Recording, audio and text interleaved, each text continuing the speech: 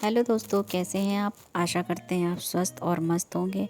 आज आपको एक नई कहानी सुनाते हैं। ये कहानी आपको कैसी लगी कमेंट करके बताएं। चलिए शुरू करते हैं। भगवान पर भरोसा।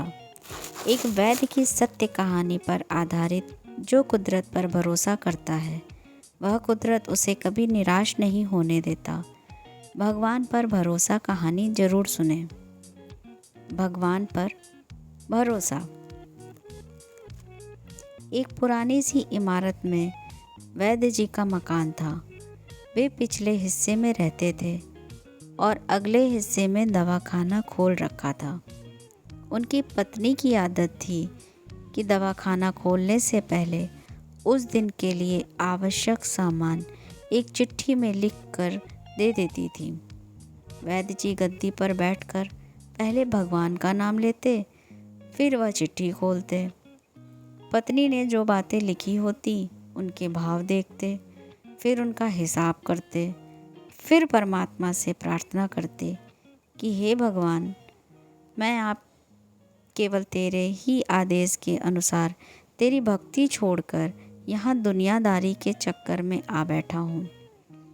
वैद्य जी कभी अपने मुंह से किसी रोगी से फीस नहीं मांगते थे। कोई देता था, कोई नहीं देता था, किंतु एक बात निश्चित थी कि जो ही उस दिन के आवश्यक सामान खरीदने योग्य पैसे पूरे हो जाते थे, उसके बाद वह किसी से भी दवा के पैसे नहीं लेते थे, चाहे रोगी कितना ही धनवान क्यों न हो। एक दिन वैद्य जी ने दवा खाना खोला। गद्दी पर बैठकर परमात्मा का स्मरण करके पैसे का हिसाब लगाने के लिए आवश्यक सामान वाली चिट्ठी खोली तो वह चिट्ठी को एकटक देखते ही रह गए। एक बार तो उनका मन भटक गया। उन्हें अपनी आंखों के सामने तारे चमकते हुए नजर आए, किंतु शीघ्र ही उन्होंने अपनी तंत्रिकाओं पर नियंत्रण पा लिया।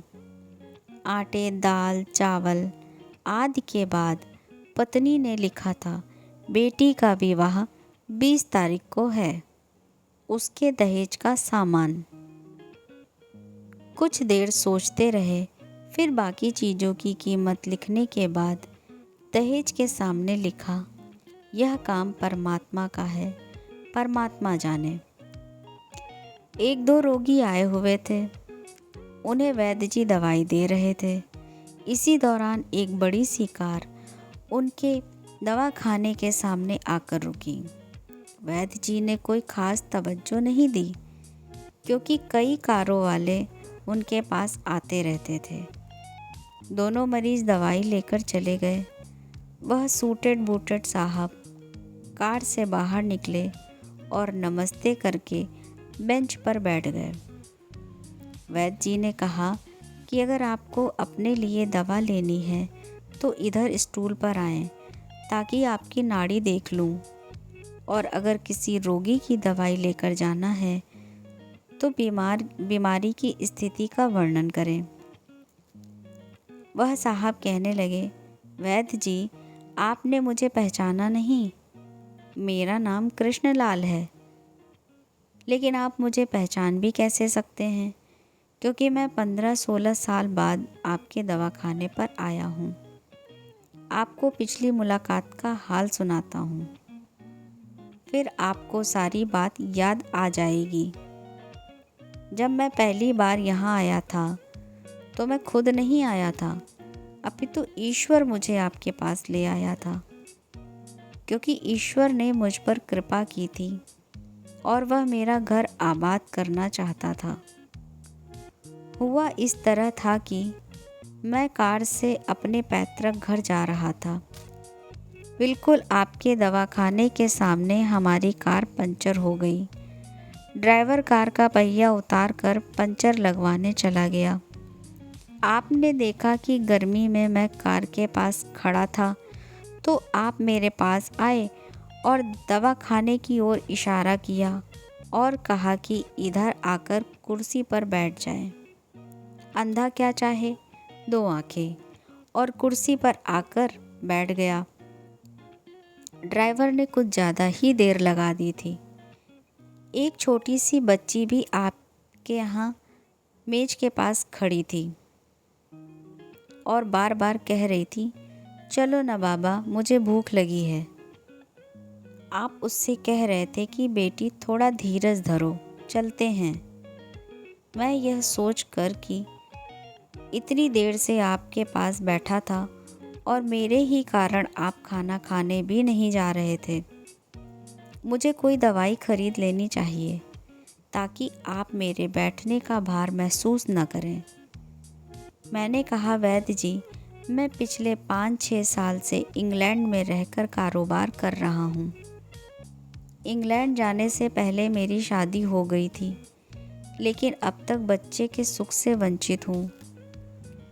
यहाँ भी इलाज कराया और वहाँ इंग्लैंड में भी, लेकिन किस्मत ने निराशा के सिवा और कुछ नहीं दिया। आपने कहा था मेरे भाई, भगवान से निराश ना हो। याद रखो कि उसके कोष में किसी चीज़ की कोई कमी नहीं है। आस, औलाद, धन, इज्जत, सुख दुख, जीवन मृत्यु, सब कुछ उसी के हाथ में है। यह किसी वैद्य या डॉक्टर के हाथ में नहीं होता और ना ही किसी दवा में होता है। जो कुछ होना होता है वह सब भगवान के आदेश से होता है। औलाद देनी है तो उसी ने देनी है। मुझे याद है आप बातें करते जा रहे थे और साथ साथ पुड़िया भी बनाते जा रहे थे। सभी दवा आपने 2 भागों में विभाजित कर 2 अलग अलग लिफाफों में डाली थी और फिर मुझसे पूछकर आपने एक लिफाफे पर मेरा और दूसरे पर मेरी पत्नी का नाम लिखकर दवा उपयोग करने का तरीका बताया था। मैंने तब बेदिली से वह दवाई ले ली थी, क्योंकि मैं सिर्फ कुछ पैसे आपको देना चाहता था। लेकिन जब दवा लेने के बाद मैंने पैसे पूछे तो आपने कहा था, बस ठीक है। मैंने जोर डाला तो आपने कहा कि आज का खाता बंद हो गया है। मैंने कहा, मुझे आपकी बात समझ नहीं आई। इसी दौरान वहाँ एक और आदमी आया। उसने हमारी चर्चा सुनकर मुझे बताया कि खाता बंद होने का मतलब यह है कि आज के घरेलू खर्च के लिए जितनी राशि वैद्य जी ने भगवान से मांगी थी वह ईश्वर ने उन्हें दे दी है। अधिक पैसे वे नहीं ले सकते। मैं कुछ हैरान हुआ और कुछ दिल में लज्जित भी कि मेरे विचार कितने निम्न थे और यह सरल चित्त वैद्य कितना महान है। मैंने जब घर जाकर पत्नी को औषधि दिखाई और सारी बात बताई तो उसके मुंह से निकला, वह इंसान नहीं कोई देवता है और उसकी दी हुई दवा ही हमारे मन की मुराद पूरी करने का कारण बनेगी। आज मेरे घर में 2 फूल खिले हुए हैं। हम दोनों पति पत्नी हर समय आपके लिए प्रार्थना करते रहते हैं। इतने साल तक कारोबार ने फुर्सत ही नहीं दी कि स्वयं आकर आपसे धन्यवाद के 2 शब्द ही कह जाता। इतने बरसों बाद आज भारत आया हूँ और कार केवल यहीं रोकी है। वैद्य जी, हमारा सारा परिवार इंग्लैंड में सेटल हो चुका है। केवल मेरी एक विधवा बहन अपनी बेटी के साथ भारत में रहती है। हमारी भांजी की शादी इस महीने की 21 तारीख को होनी है।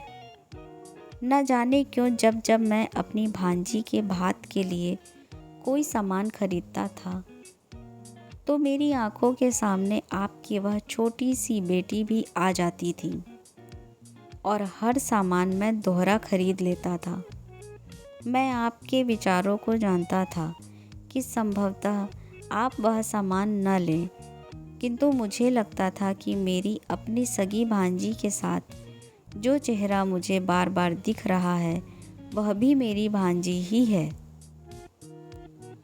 मुझे लगता था कि ईश्वर ने इस भांजी के विवाह में भी मुझे बात करने की जिम्मेदारी दी है। वैद्य जी की आंखें आश्चर्य से खुली कि खुली ही रह गईं और बहुत धीमी आवाज में बोले, कृष्णलाल, आप जो कुछ कह रहे हैं मुझे समझ नहीं आ रहा कि ईश्वर की यह क्या माया है। आप मेरी श्रीमती के हाथ की लिखी हुई यह चिट्ठी देखिए। और वैद्य जी ने चिट्ठी खोलकर कृष्णलाल जी को पकड़ा दी।